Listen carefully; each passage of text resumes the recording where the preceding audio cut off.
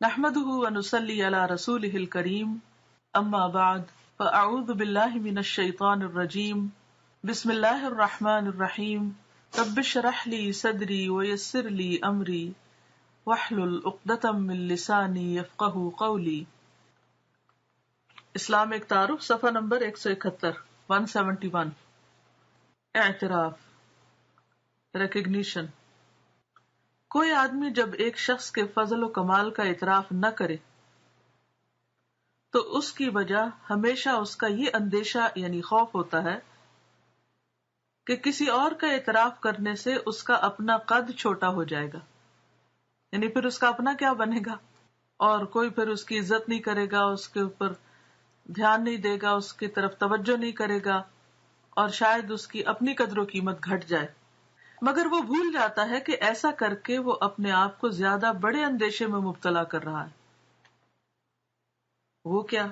وہ یہ کہ خدا کے سامنے اس کا قد ہمیشہ کے لیے چھوٹا ہو جائے، کیونکہ جو شخص تکبر کرتا ہے، خود کو بڑی چیز سمجھتا ہے، وہ اللہ کی نظر میں چھوٹا ہو جاتا ہے.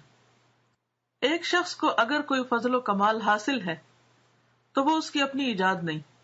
مطلب یہ کہ اللہ نے اگر کسی کو کوئی خاص نعمت عطا کی ہے، زیادہ علم عطا کیا ہے، یا تقوی، یا کوئی اور ایسی بھلائی، یا اس سے کوئی اور کام لیا ہے، تو یہ اس شخص کا ذاتی کمال تھوڑی ہے. وہ براہ راست خدا کا عطیہ ہے، یعنی خدا کی دین ہے. اسے کہتے ہیں نا کہ فلاں گاڈ گفٹڈ ہے، تو اللہ نے اس کو وہ گفٹ عطا کیا ہے، نعمت عطا کی ہے. اس لیے اس کا اعتراف کرنا خدا کا اعتراف کرنا ہے، اور اس کا اعتراف نہ کرنا خدا کا اعتراف نہ کرنا ہے، یعنی اللہ کی دی ہوئی نعمت کو تسلیم نہ کرنا ہے.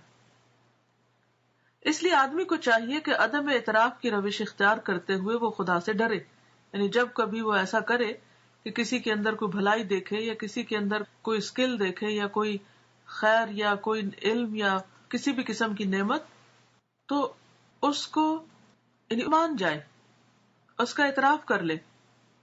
اور اگر وہ ایسا نہ کرے تو اس معاملے میں اللہ سے ڈرے. مثلاً ایسا ہوتا ہے نا، بعض اوقات کسی مجلس میں آپ بیٹھے ہوئے ہیں، کسی کا ذکر چھڑتا ہے،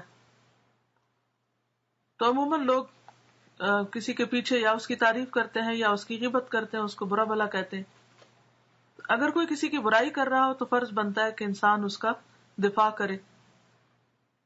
ایسے شخص کا دفاع اللہ سبحانہ و تعالیٰ کرتے ہیں جب اس کو اس طرح کی دفاع کی ضرورت ہوتی.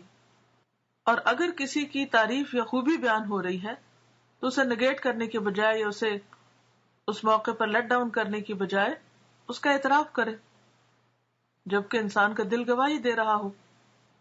تو ہمیشہ انسان اپنے دل سے پوچھے، اپنے ضمیر سے پوچھے، اپنے اندر کی آواز کو سنے. لیکن بعض اوقات ایسا ہوتا ہے نا کہ باہر کے ہنگامے میں، شور میں انسان اپنے اندر کی آواز بھی نہیں سن پاتا، تو اس کا سننا بے حد ضروری ہے. لکھتے ہیں کہ وہ اس کو انسان کا معاملہ نہ سمجھتے ہوئے وہ اس کو خدا کا معاملہ سمجھے.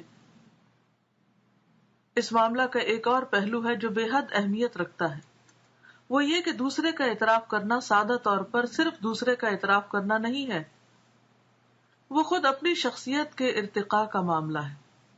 ارتقاء کہتے ہیں ڈیولپمنٹ کو.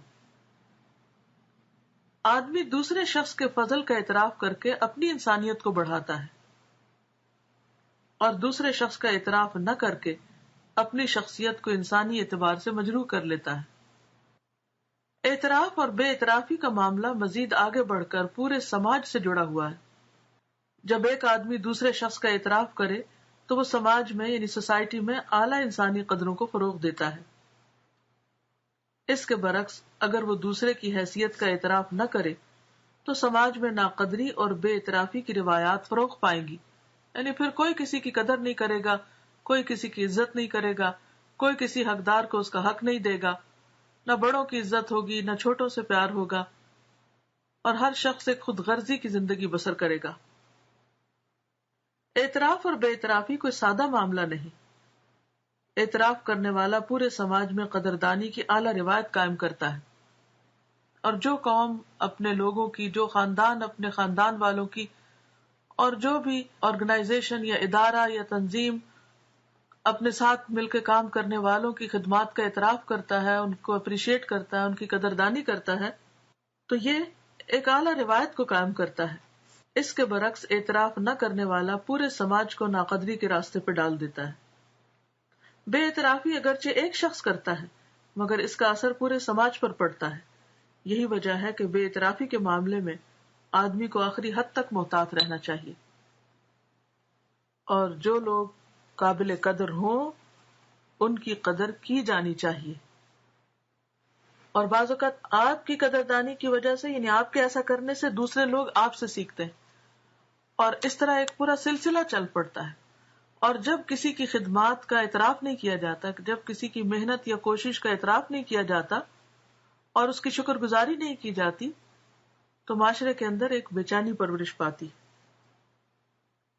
آپ دیکھیں کہ عموماً ترقی یافتہ اقوام میں کام کرنے والوں کے کام کی حوصلہ افزائی کی جاتی، اور بعض اوقات ایسے لوگوں کو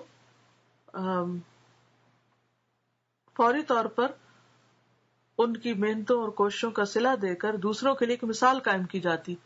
پچھلے دنوں آپ نے سنا ہوگا کہ پاکستان کے ایک بہت دور افتادہ علاقے، شاید اوکاڑا کے علاقے کے ایک بچے نے اوریکل سیکھا، اور پھر اس کے بعد اس نے امریکن بینک کا کوئی مسئلہ تھا ATM میں، اس کا سولوشن ڈھونڈا. تو فوری طور پر برطانیہ نے اس بچے کو اپنی یونیورسٹی میں داخلہ دیا، نیشنلٹی دی، اور فوراً اپنے ملک میں اس کے پورے خاندان کو بلا لیا اور اس کے پڑھنے کے لیے اسکالرشپ کا بھی اہتمام کیا. یہ کیا تھا؟ ایک بچے کی محنت کی قدردانی اور اس کا اعتراف، اور اس کے لیے نئی راہیں کھولنا.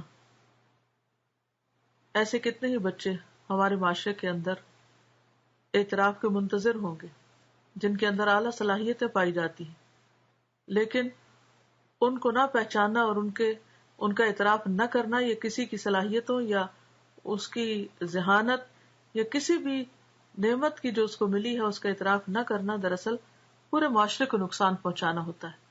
تو اللہ تعالیٰ سے دعا ہے کہ وہ ہمیں عمل کی توفیق دے اور ہمارے دلوں میں وسعت دے اور ہمارے دلوں کو کھول دے، اور چھوٹی چھوٹی باتوں پر ہم بے ہمت نہ ہو، بے صبر نہ ہو، اور جو بھی کوئی شخص محنت اور کوشش کر رہا ہے اس کی کوششوں کی قدردانی کی جائے تاکہ وہ آگے بڑھ کر اور زیادہ اچھے کام کر سکے.